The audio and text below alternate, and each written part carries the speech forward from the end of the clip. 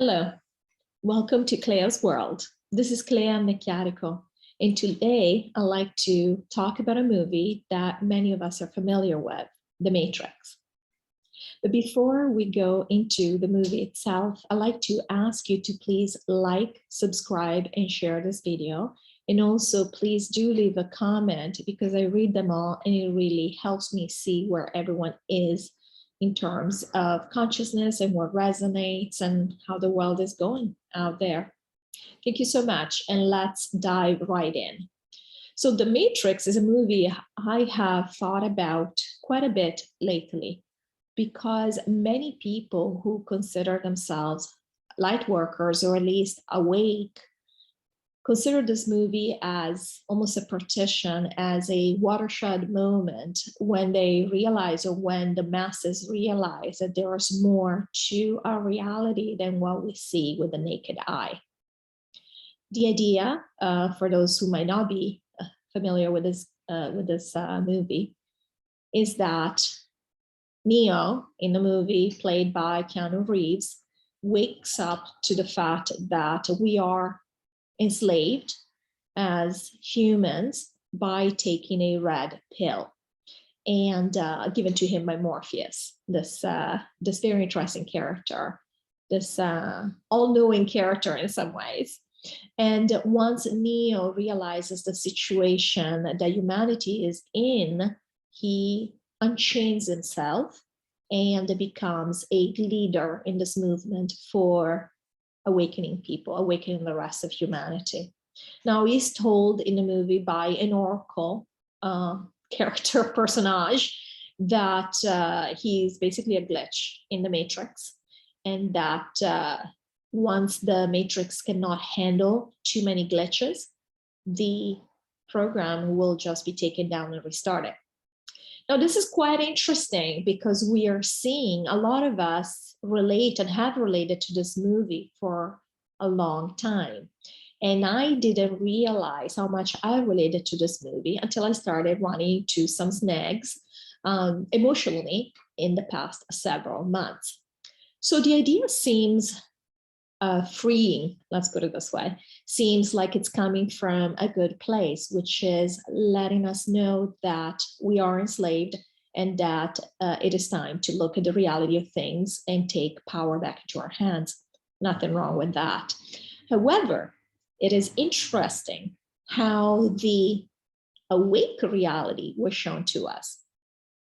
In other words, it didn't show us going into, once we awaken, going into this wonderful world, which is how New Earth is expected to look. In the 25th dimension, for example, I was told that I was shown this planet and it looks like heaven. So we weren't shown a heaven kind of place once we awoke. We actually were shown a place that looks very crappy. And I didn't realize how much this affected me until I started growing in my frequency, especially in an especially accelerated manner over the past several months. And I realized I was holding myself back from opening my gifts more because I was concerned. In the back of my mind, I had this idea that I was leaving this world, which I understand has a lot of darkness to it, but it also has a lot of beauty to it. And I've been fortunate enough that I have been able to enjoy a lot of that beauty, nature, children, the other pleasures, whatever pleasures, simple pleasures we have access to on this planet, travel, all these things. And I didn't realize that I was holding myself back because I thought I had to give up any pleasure and all pleasures in order to move, in order to be awake and go into this new earth, that all of a sudden, this new reality, the true reality that the movie identifies for us, and that this reality didn't look very appealing to me. I am not interested in becoming a farmer and growing my own food unless somehow I find out that that's really easy and it just grows by itself pretty much. And maybe that's what it is. I don't want to assume there has to be hard the way we've been taught that agriculture is hard. But I'm not interested in that. I'm not interested in being isolated and not living on, in a small community and basically having to forget about traveling or exploring the world, or even better, the galaxy, because technically we're going to be on spaceships at some point. In other words, different people have different views of New Earth, but I started realizing that subconsciously I expected New Earth not to be very fun. Let's put it that way. We have come to this planet to explore, and in many ways to have fun, to enjoy. Now, this game we've set up has gone very badly because some things have been allowed to take hold and that shouldn't have been allowed to. And if you've if you watch any of my previous videos, you'll know what I'm referring to. Basically, we have a dark team and a light team on this planet. And in these two teams, and we're all from the same place. We're all from the 25th dimension, but when we come here, we play these roles. And within the scope of these roles, we create rules as we go, and we create certain types of reality. The goal is for each rule to create a reality that someone will believe in, because our entire point for incarnating here is to believe that the separation is real and that we're playing a role that's fun. It's almost like being in a theater play. You want to pretend, you get engrossed in what you're doing, and it's supposed to be fun. The problem is that we let this game go so long in a negative direction that now it's become not fun for anybody, not the light and not even for the dark. So really it's a lose-lose all around, and this is why we're moving on.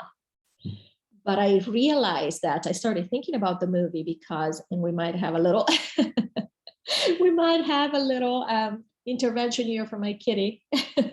These cats are convinced that this is their YouTube channel, so and I can't really speak to them and tell them otherwise. So we have quite a few of their interference coming in. The reason I bring this up is because very often movies are put out, and on the surface, it looks like we're being given some liberating message. But in reality, when we become more discerning, we start truly looking into things and feeling things out for ourselves. We realize these movies have affected us in not so positive ways. The reason I have brought up The Matrix is because I realized how much it affected me, this idea that awakening meant something very dreary, very dreadful, very not fun.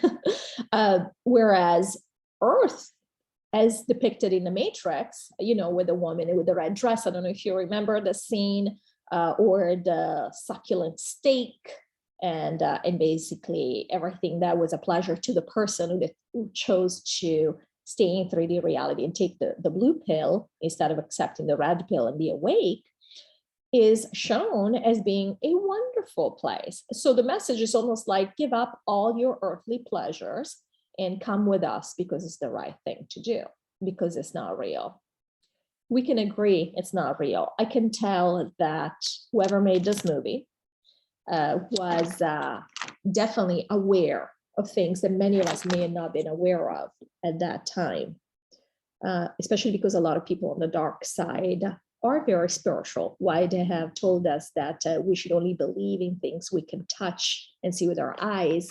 They actually know better than us. They've known better than us for a long time. This is why they made it a point to separate us from spirituality, or to channel our spirituality into institutionalized spirituality. And you know what I'm referring to, hopefully.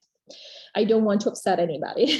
There are people who are religious people who are wonderful humans, and they're very, very spiritual. But generally speaking, the idea behind religion was to institutionalize and take away our ability to connect directly with source, which many of us are rediscovering, religious and non-religious people alike. So that's all wonderful. It's all the way it was meant to go, and it's working out perfectly. But I want to bring this up because we often take things at face value. They may seem encouraging or positive on the surface, but that actually affect us negatively in a subconscious manner. And we do need to be to learn to be more discerning about okay. We need to learn to be more discerning about these things. And also when we feel some negative, some resistance, some negative perception about something that we're being told, oh, it should be so wonderful, we really ought to take the time and delve deep into where that is coming from. The point is, we always want to go inside and decide for ourselves how we feel about certain things, and if they resonate, and if the entire argument resonates. Sometimes somebody might make sense, and all of a sudden they say something that we don't agree with. We don't have to take things at face value, and we don't have to accept messages wholesale. We might agree with a piece of information that's coming from somebody, and we might not agree with the rest. And that's perfectly fine. This is how we grow. We are exposed to different things. So I wanted to bring up The Matrix again, because a lot of awake people refer to this movie as an eye-opening and so important. But I find that very dangerous to think that, because I personally think it was put out because the dark has known about the awakening, quote unquote awakening, we're already all awake, the awakening for a long time, and they were trying to prevent it. Obviously, it's part of the game. And what they've done through this movie is that they were seeding the light workers. They were seeding the people that were going to be awake. They were seeding the light beings with this message of fear that it's not going to be worth your while. You're going to not like what you find. So truly, when you think about this movie, and I can imagine, I can expect some of you might come back and say, no, that's really not what they were trying to say. But I can tell you from a personal perspective, that's how I experienced it. I experienced it where it looked like, why would we awake? Why would we awaken? There's nothing to look forward to. This is just awful. Basically, now we're going to war. But it's not about war, is it? It's about coming into our own power.